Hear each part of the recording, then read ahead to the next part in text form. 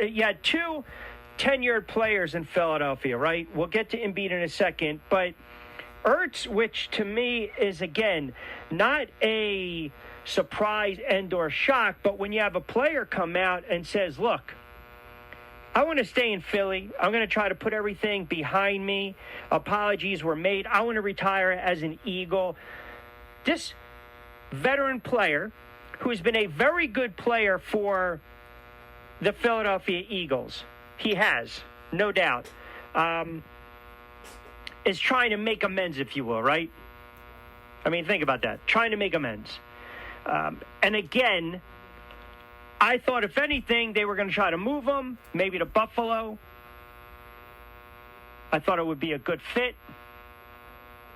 But my point is this. He comes out and he's trying to say all the right things as a player.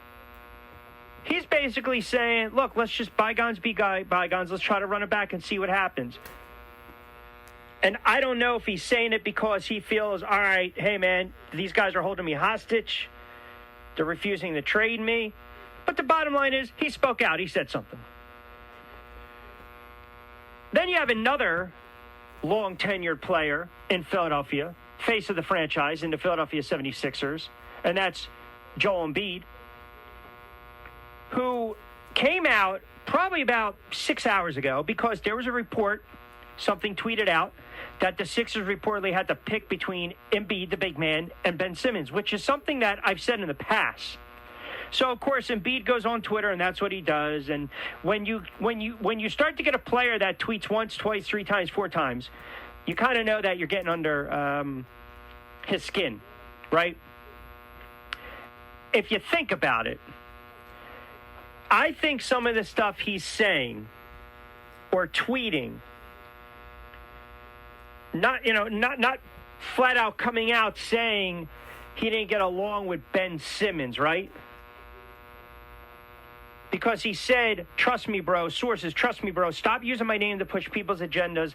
I love and hate drama. Well, that part is true. I love playing with Ben. Could be true. Stats don't lie. He's an amazing player, and we all didn't get the job done. It's on me personally. I hope everyone is back because we know we're good enough to win. So I want to kind of backtrack to that for a second because, again, kind of prior to that, then he says, for clarity. Now, this is to me, and this is me, because I've dealt with people like this before. This is your backhanded, half-ass slap, if you will. He tweets out, for clarity, I love the criticism. I love when I'm told I can't do something. It makes me work hard to prove everyone wrong, but not everyone is built like that. To me, that is a subtle shot, again, at Ben Simmons. Okay? Then he also adds, I haven't forgotten, but 2 years ago I got booed. People in Philly wanted me to be traded. I even shushed them. Only the real ones didn't, but I just put the work in that offseason to get better because I knew I wasn't playing up to my potential. Philly fans, you all also got to be better. I understand exactly what's going on right there. That, to me, is your, oh, by the way, I'm taking a shot at Ben Simmons. That's the way I look at it. I really do. I'm not doing the reverse psychology. I'm not trying to hedge. I'm not trying to be the contrarian. I saw people tweet out, Philly should never change because look at the player that you've become now. No. What he's basically saying is, I got booed. I didn't like it. I'm not a loser. I'm competitive. I want to be an all-time great. I want to be the face of the franchise. So I'm going to put down the Shirley Temples. I'm going to lose weight. I'm going to play both ends of the floor, and I'm going to be a dominant center. And, oh, by the way, my teammate, my counterpart, my contemporary doesn't have that wherewithal, doesn't have that one. That is exactly how I read that. Now, you guys might say, Q, you're absolutely crazy. I don't think so. I really don't. And I also believe where there's smoke, there's fire. I'm a huge believer of that. What happened after Game 7? He basically came out and said, well, we would have had that put back. He's basically saying, hey, man, it's on you, Ben. It's on you. So in one regard, a veteran player with the Eagles comes out, says what he says, because he realizes it's my last go-around. And then the flip side to that is another player, a face of a franchise, a long-tenured Philadelphia 76ers, comes out, tweets, says somewhat the right things, but then keeps going, and it makes a person like me kind of dive a little more deeper into it where, you know what? You know now it's never going to work. It would have never worked with him and Ben Simmons. That's the way I look at it. It is a backhanded, subtle little shot, and rightfully so, at Simmons, who, by the way, has shown you again and again and again that he is a soft player and he is not cut out to play in Philadelphia. It's your classic, let me take my ball and go home. That's exactly what it is.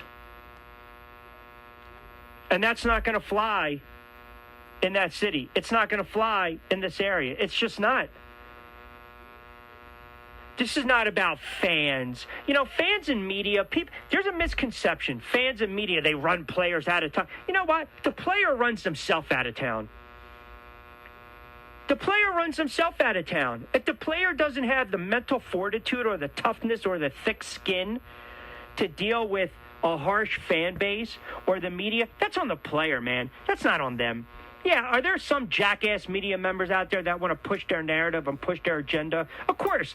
But you know what? That's not only in Philly. It's in New York. It's in Boston. It's in D.C. It's in L.A. It's in Chicago. It's in Washington. It's all over the place. Fans are fanatical. They want their teams to win. You know it, and I know it. So when the fan base, again, when the fan base gets aggravated, so be it. Listen, you don't want to pay Jimmy Butler. Jimmy Butler wasn't going to get along. Remember that? Remember that conversation?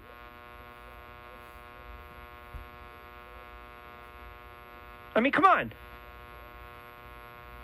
And the Sixers coddled Ben Simmons. It's exactly what they did. They coddled him. He was supposed to work on his jump shot, get you to trainer, put the time in the gym. Instead, I'm going to hang out and have my brother train me. Come on, man.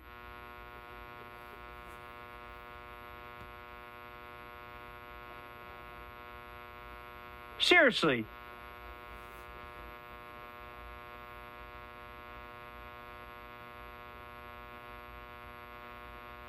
Enough is enough with this nonsense. Get him the hell out of town. 13 past the 4 o'clock hour. Rothstein's going to join us on the other side, which is always a good spot.